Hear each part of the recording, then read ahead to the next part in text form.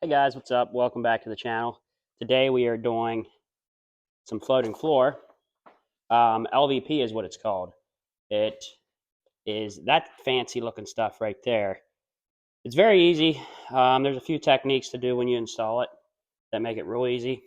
Um, you don't have to worry about gluing anything down. It just clicks together, lays on your floor. That's kind of the point of having it floating.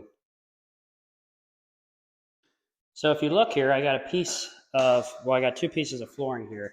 Um, when you start off, you want to start off on your left side or the side that your little groove here. You always want that towards the direction that you're laying your flooring with, um, because this next piece just clicks into there like that. It's real easy concept, and then it's in there. That's not hard. These end pieces aren't hard to get together. Sometimes when you're doing it and you do the piece in front of here, it is kind of difficult to get your long piece in there. You have to use a piece of wood or something to hit it in, just as long as you're careful and don't break off your pieces. But anyhow, what you want to do here, you get your first piece just laid down here. Um, being that we have this angle wall here, we're just going to go out to where it's straight and then back in here. I think it's going to be easier just to do it like this. Just go out where it's straight, measure out from there, and then we're going to just lay it across here. And then from here back, we're just going to lay that little bit backwards. It kind of sucks, but I don't really see any other easier way. I mean, if I do it like this now, I'm going to have to cut each piece at an angle, and then it's going to suck. I think if I do it right like this, my my floor that I have in front of here is going to be already down. I won't have to really mess around that much when I cut my angles and lay them in there. So we're going to go measure what this is here out.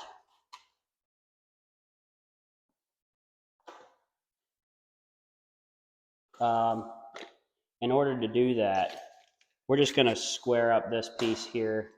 I think that's about the easiest thing I got here.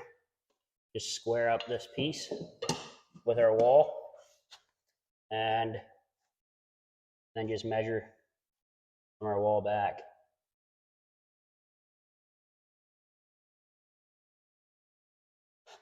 That looks good right there. Now this piece should be square with my starting point. My end should be square with that. So we're just gonna measure out from our wall here, 32 and a half. And then we're gonna go on the other side over there, pull it back 32 and a half, make a mark, snap a line, and this is gonna be our first row.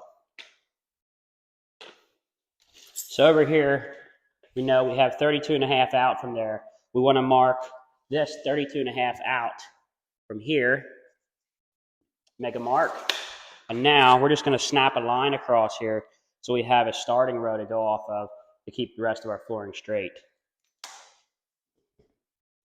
Doing it one-handed with one guy is kind of a pain. I marked it kind of far from my corner. I'm just going to remark it back here.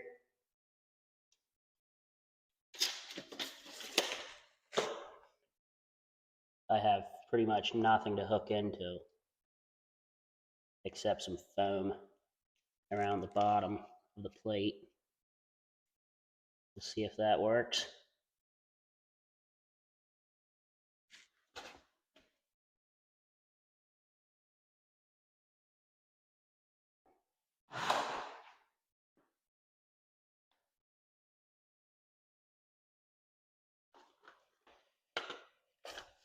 Now over here we have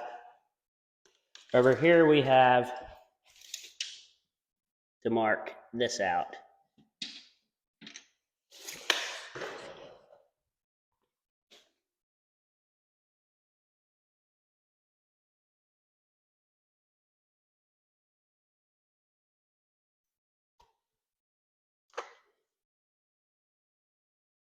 Now, just to make sure, I'm just going to double check this in the center because being I was only hooked on foam, you can only pull it so tight.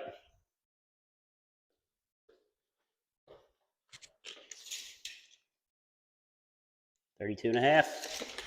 All right, that's our starting row there. We're just going to go off the corner and just starter rows from here back, and then this little bit here will work back in. I think it's going to be the easiest.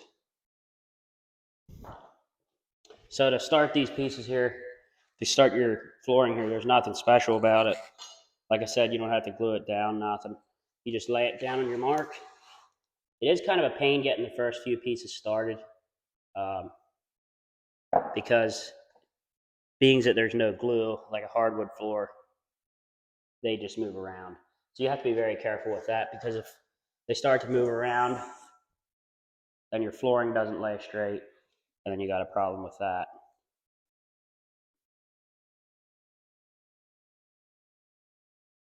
These, just connecting these end pieces together is real easy. They go together real nice. But like I said before, doing that run is a bit of a pain. So we're just going to continue on across there.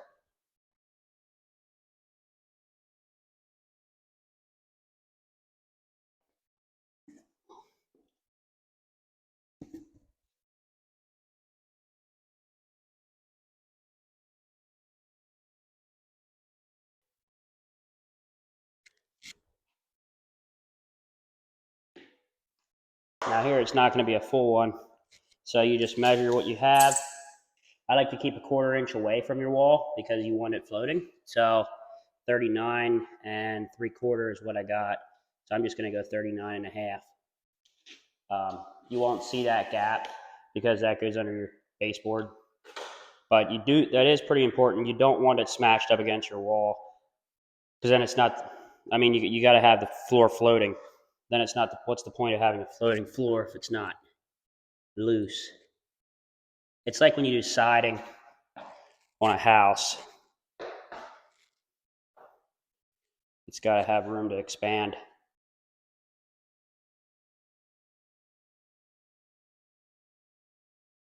I'm going to make it a little less than 39 1/2.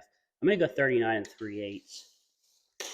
Now what I like doing here is I measure, get my cut piece, and then my piece that I have left over, you use your starter on that side. You just got to watch it. If you're doing that continuously the whole way back through, the splices start to land on them. You just got to make sure they don't. Every now and then you just got to throw a full piece in, or a little bit of a longer piece, just to throw that off. So we're out here at the cut station. For me, it's pretty important actually to have some kind of dust collection system with this stuff. It's just personal preference. You don't have to breathe the stuff in. It makes a mess if you don't. I just think it's easier to have it now than have to clean it up later. Another thing is, what I don't have is, I should have a little trash can, because you do end up getting little pieces. When you mark this stuff, pretty much always, you're pulling off of the hook side. This is the side that you're always pulling off of. So if you want to just double check, this is the piece you always pull off of. This side here, which has the groove in it, you don't ever hook and pull off of that to measure it. You just pull off this side, make your mark, 31 3/8. I think. Better double check. Might have been 32 1/2.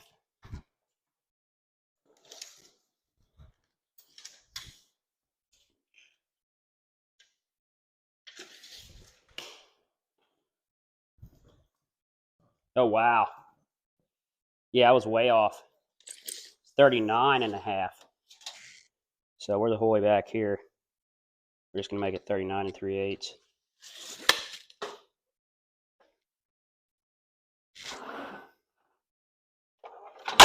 I do need a slider saw for this. This won't quite make it the whole way through, I don't think.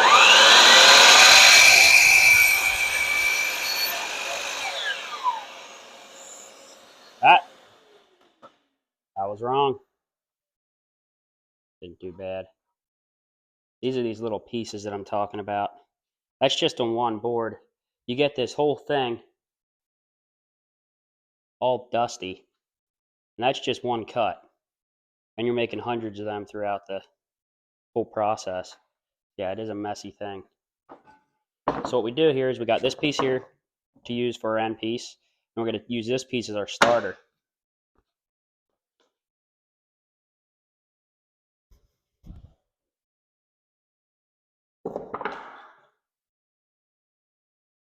Got our end piece.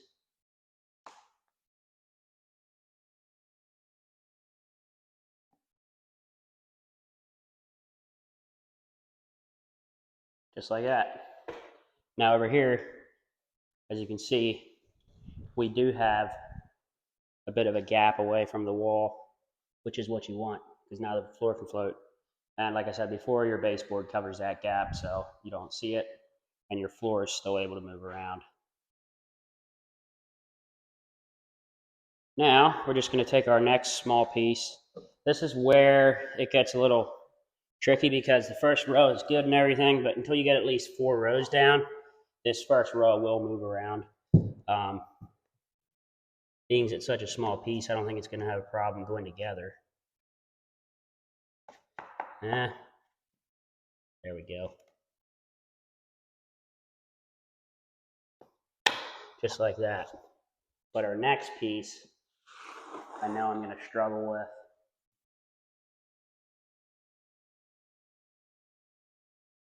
It goes together nice in there. And then just to get it to go into each other here.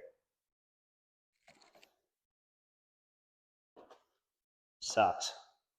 So you have to cut a little board and use that to hammer on it, which we don't really have.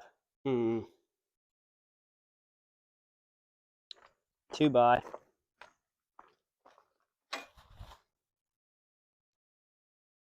2x4 material is ideal for this. I don't really want to use these pieces of trim, though there is a few sitting here. Whatever.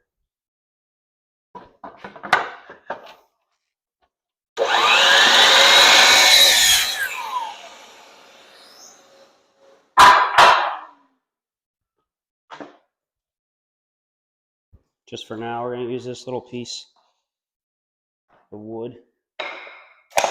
Yep. Junk.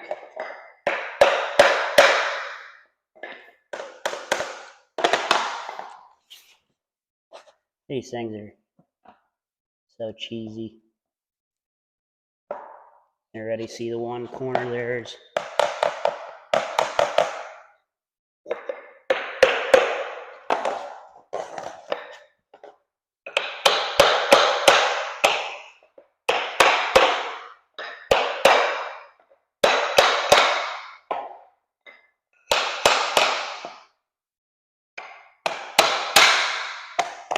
so, as you can see, this stuff just sucks. It just doesn't go together real nice. To get it to lay flat is a pain. And we still got to worry about our line here. I got this piece to go together, but it is a bit of a process until you get started.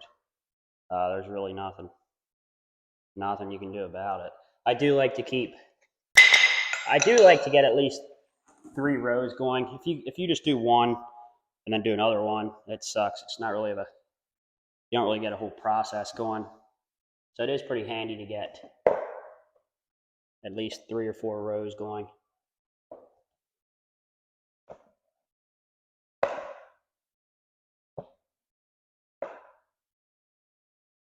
Stuff makes you mad.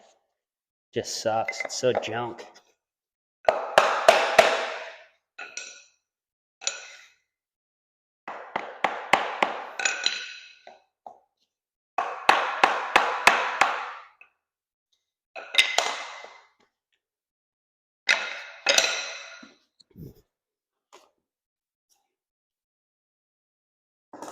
Nothing fancy about it. Just got to get on your knees on concrete and act like you like it.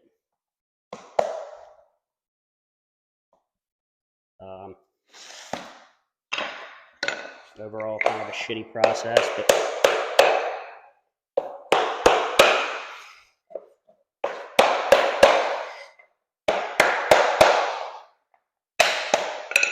whatever.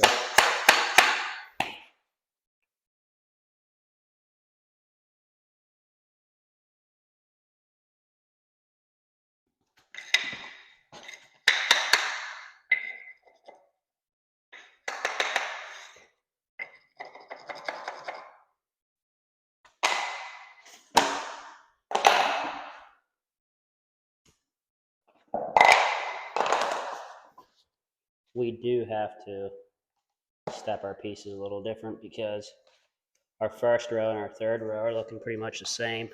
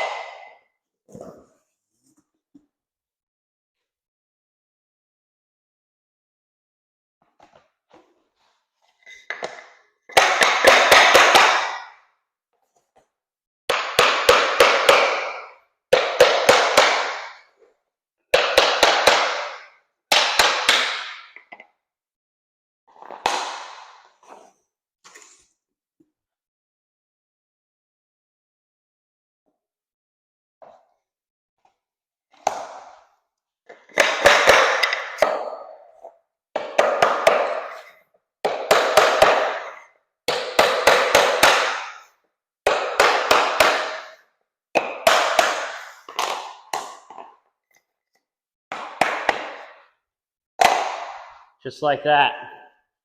It's that easy. 30 and a half and 39 and a quarter. Oh yeah, by the way, if you're watching this and you're from Blue Lake, you can either like the video or just get back to work. Either or, it's your choice.